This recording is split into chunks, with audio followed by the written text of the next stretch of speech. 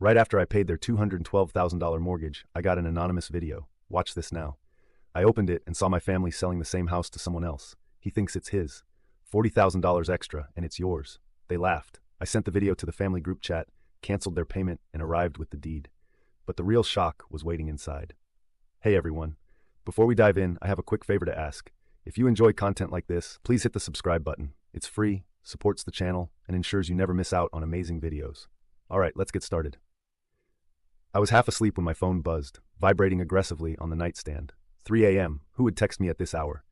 My mind was foggy from exhaustion, still trying to process the fact that just yesterday I wired the last mortgage payment for my parents' house. $212,000. All of it paid off. I should have felt relief. Instead, there was just emptiness. The message was from an unknown number. Watch this now. Attached was a video file. Curiosity battled against caution, but exhaustion won. I tapped play. The video opened with shaky footage of my family's house taken from inside. My sister's voice rang out clear and almost too loud. This guy thinks the house is his now. What a joke. The camera panned to the living room where my dad was laughing, holding a beer. Then my mom, sipping wine, chimed in. 40 grand extra and it's yours, she said, smirking at someone off camera. Then the screen showed a man I'd never seen before.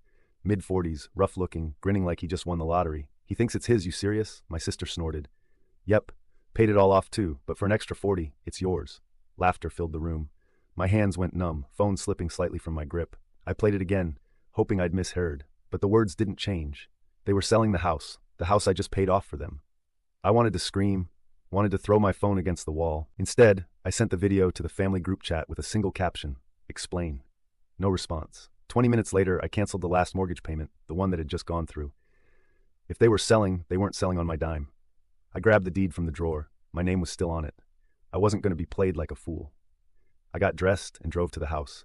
I didn't call, didn't text, just walked right up to the door clutching the deed like a lifeline. But the real shock wasn't waiting outside. It was waiting inside. I stood in their living room, the deed clenched in my fist, a storm raging inside me. My family looked at me with the same blank, calculating faces I'd grown to hate. My sister Kelly lounged on the couch, scrolling through her phone. My dad leaned against the kitchen doorway, arms crossed, that smug, condescending smirk on his face.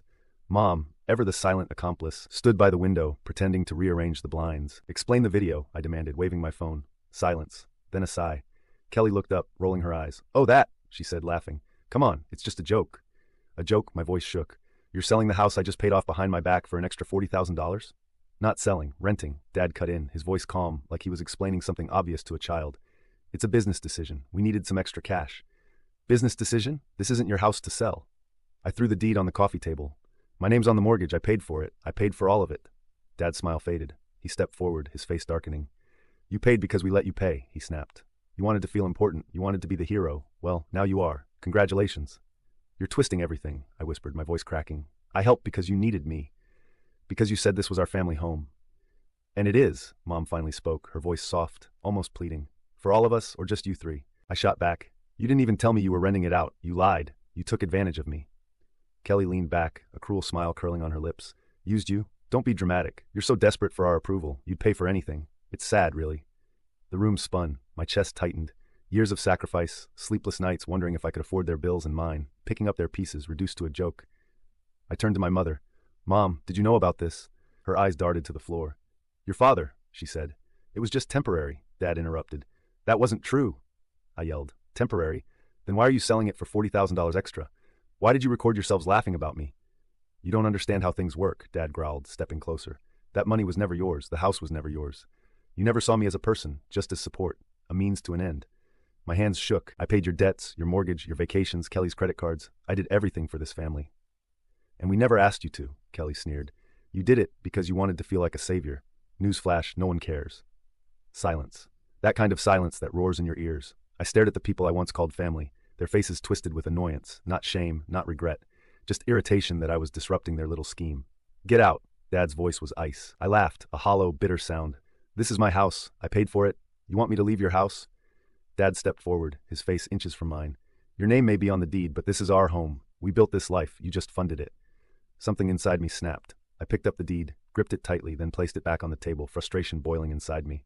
You want to keep it? Fine, keep it. But you'll keep it without me. I stormed to the front door, but Kelly's voice stopped me. Wait, you forgot something, she called, laughing. I turned, fury burning through my veins. She held up her phone, waving it. Say cheese. The camera flashed. I'll post it in the group chat. Our dramatic brother throwing a tantrum. Classic. My vision blurred. I picked up the deed, gripped it tightly, then placed it back on the table. Go ahead, I snarled. But when this falls apart, and it will, don't expect me to help next time. I slammed the door so hard it echoed down the empty street. But even as I walked away, their laughter chased me. And I knew I wasn't done yet. I was just getting started. I came home, didn't bother to take off my coat, didn't even sit.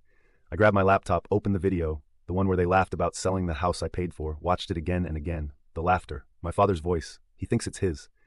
An extra 40 grand and it's yours. I saved the video, backed it up. This wasn't just proof, it was a weapon.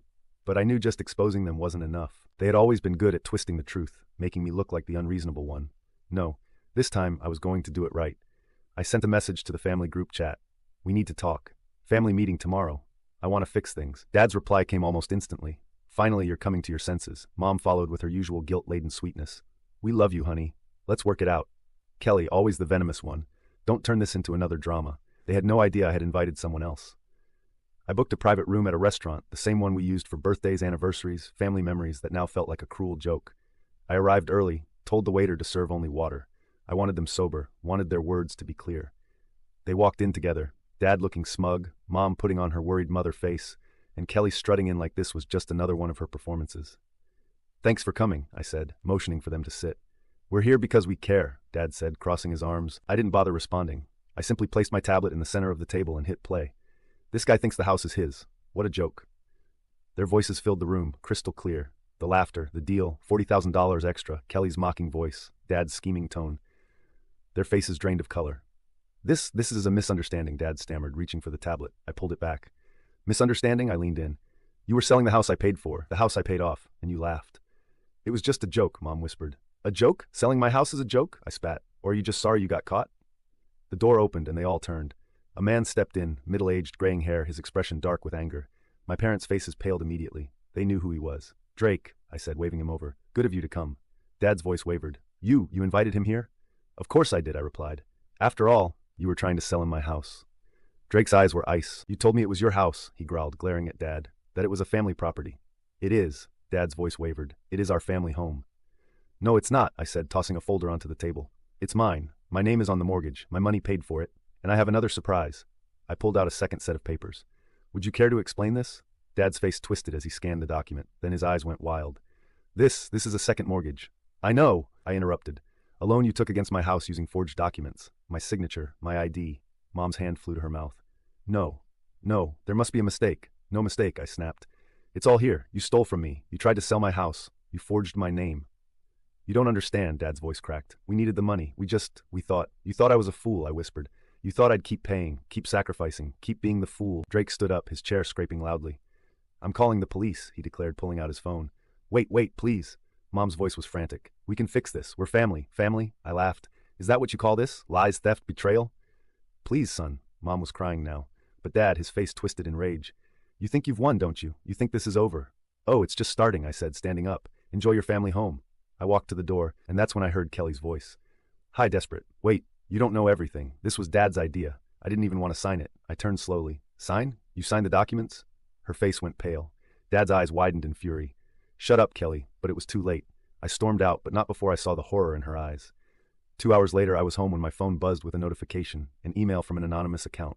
No text, just an attachment. I downloaded it. It was an audio file. I clicked play. I signed the documents. You said it was just a formality, that he'd never know. Kelly's voice shook. Don't worry. He's too stupid to figure it out, Dad's voice replied. And even if he does, we'll guilt him back in like always.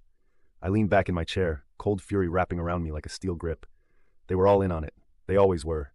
But now I had everything, and I was about to bring them crashing down.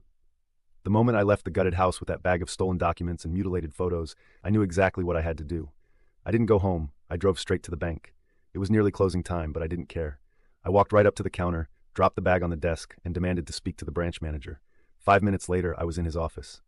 I laid out the forged documents, the fake loan agreements, the mortgages with my name but not my signature. His face went pale as he flipped through the stack. Sir, this is serious fraud. He stammered. No, I corrected, leaning forward. This is a crime. I want every account tied to these people frozen. I want a full investigation, and I want a statement from this bank acknowledging that I was a victim of forgery. He didn't argue. Within minutes, phone calls were made, security officers brought in, and my family's accounts were frozen. From the bank, I drove straight to the courthouse. I didn't care about the time, didn't care about anything except one thing, making them pay. Filing the lawsuit was faster than I thought. Fraud, embezzlement, identity theft. The clerk looked at the evidence I provided and shook his head. They won't know what hit them, he whispered, almost with pity. Good. I didn't want pity. I wanted justice. But I wasn't done. I went home, grabbed my phone, and opened the family group chat. I didn't say anything. I didn't ask for an explanation.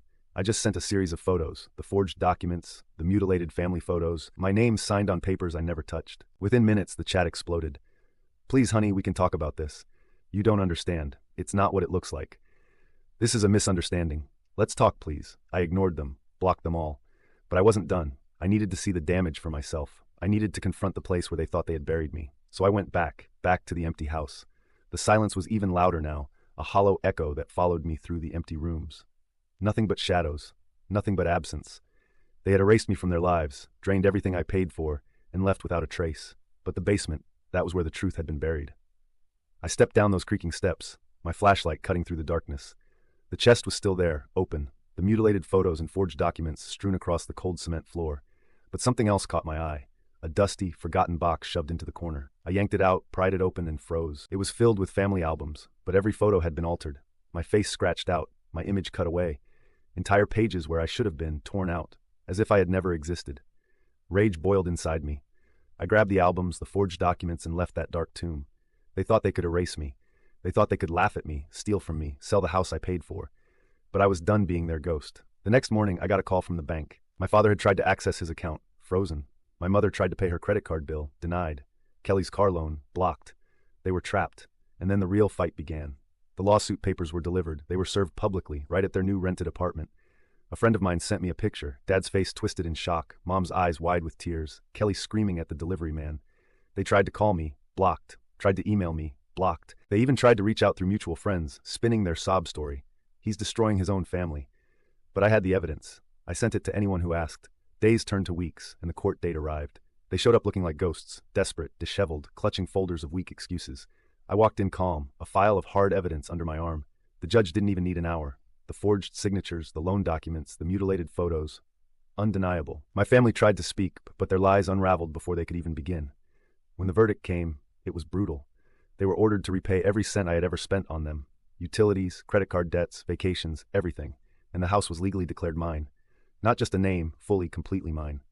They looked at me, huddled together as if I was the monster, as if I was the villain in their twisted story. Please, Mom whispered, tears streaming down her face. We can fix this. We can be a family again. No, I said, my voice cold as steel. I already have a family. Me? I walked out without another word. But it wasn't over. When I returned to the house, my house, I saw them waiting by the gate. Dad pacing, his face red with rage. Mom sobbing, clinging to Kelly, who glared at me with venom. You think you've won? Dad shouted, stepping forward. You think you can just erase us? Erase you? I laughed. You erased me the moment you cut me out of my own life. You erased me every time you stole from me, lied to me. This is the only thing you have left. Your guilt. So live with it. Please, honey. Mom reached out, but I stepped back. You are not my family. You're just strangers I wasted my life saving. And with that, I stepped through the gate, locked it, and walked inside. I changed the locks that night, heavy, reinforced ones. Each turn of the key a reminder that they couldn't just waltz back in, couldn't just claim my life, my space. I painted the walls a warm, clean white, replaced the faded curtains with something lighter, something that let in the sun. One by one, I replaced the rooms they had drained. New furniture, mine. New appliances, mine. The silence wasn't empty now, it was peaceful. But the true victory came 3 weeks later. The first check arrived in the mail, certified, signed, with a letterhead from the court. $32,000. The first installment of the repayment they were forced to make. I didn't touch it at first, just stared at it. It felt like a piece of them, desperate, clinging to whatever was left. But I cashed it without a second thought. And then they kept coming, week after week. Mom's shaky handwriting on the envelopes, Dad's angry signature on the checks, even Kelly's forced apology scribbled in a note. I'm sorry, please just let this end. It wasn't my problem anymore. They could cry, they could beg, they could scream I had won.